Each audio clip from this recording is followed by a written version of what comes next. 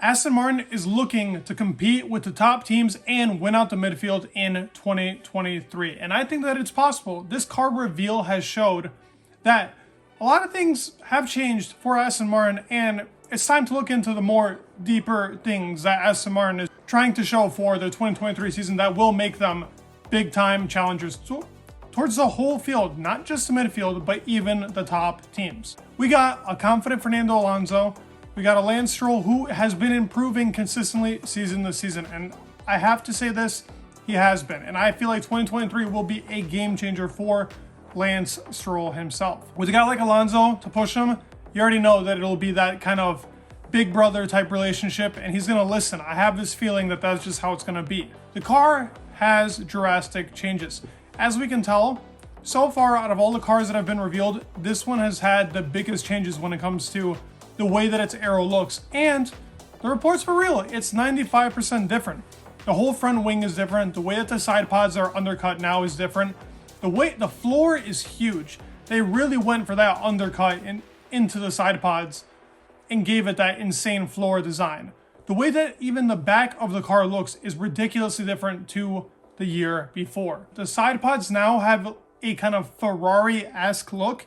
It isn't necessarily Ferrari because it's a lot skinnier, but it definitely has some inspiration off that, and I would kind of compare it to the Alpine.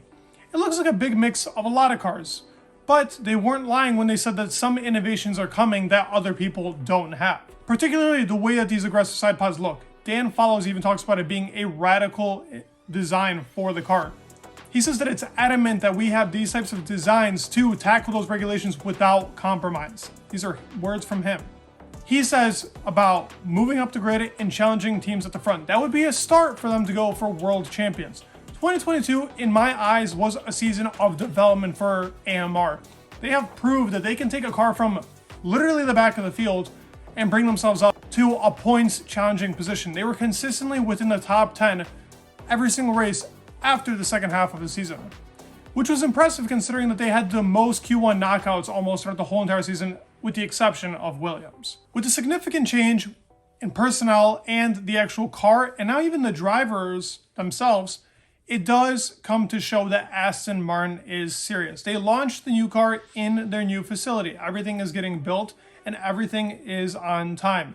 Sure, it might take a little bit longer due to COVID restrictions, but the actual car itself has been proven to look like it is a competitor. Now, I mean, will it compete? By the talks of everybody, specifically the guy that I'm going to talk about is Dan Follows, because that is the guy that made the car and was a huge help on it. Eric Blandon doesn't speak as much, but that is another guy that was incorporated into building this AMR 23. He talks about the car being better in every single criteria. They made sure to focus on that emphasis because we know that that car was draggy as hell last year, and on straights, it was not competing with anything like the likes of the RB18 or even the Ferrari. I mean, those cars were bullets on the straights, and Aston Martin was probably the worst car when it came to drag in the 2022 season. Mercedes had that same problem, so we were thinking engine, but no, it was really the drag in both those cars because you had a Williams that was flying down the straights. He talks about it being a bold and aggressive design because they want to fix what happened with the 2022. They even talk about it. Listen, you want to compete at the top? You got to change everything, go with your own philosophy, and follow it through. Also mentions that AMR made a lot of progress throughout the year, and that was shown throughout the actual pace we saw throughout the year. Aggression is the common word used between the Aston Martin team right now because, as you can tell with the car, it looks like an aggressive car. The way that the side pods work, everything incorporated into it, it is a car pushing for the top.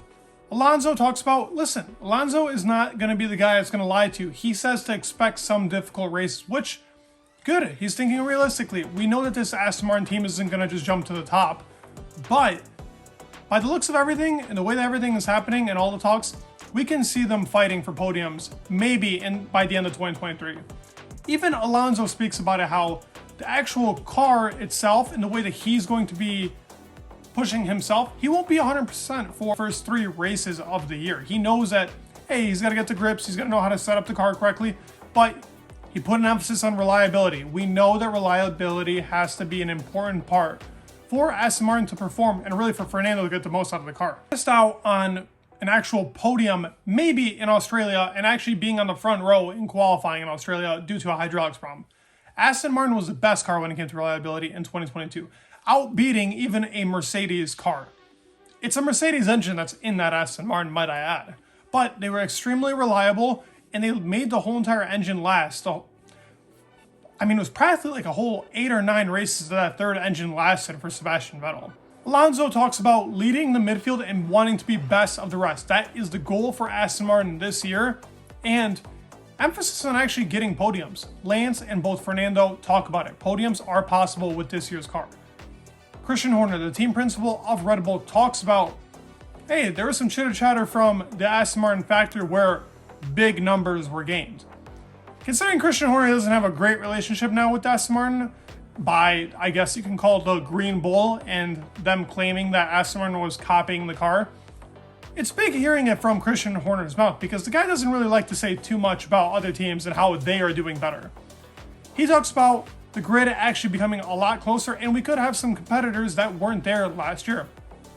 There's your Aston Martin hint right there. What are your guys' thoughts on Aston Martin coming into 2023? I'm impressed. I think that all the talk is really getting me hyped, and the reports around this radical, aggressive, mean Aston Martin were true, but let's see this bad boy on the track.